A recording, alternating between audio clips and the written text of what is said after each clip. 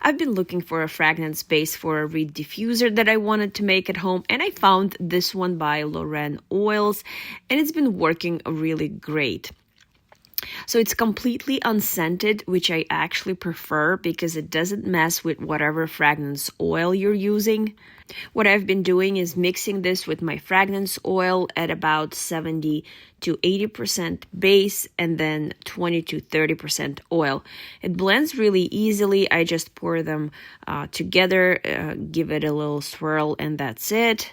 What I like about this base is that the scent comes through clean. It's not diluted in a weird way, and it's not too strong either. It just gives this really nice steady fragrance in the room. And the bottle is also a really good size. It's 16 ounces, so you get a lot to work with.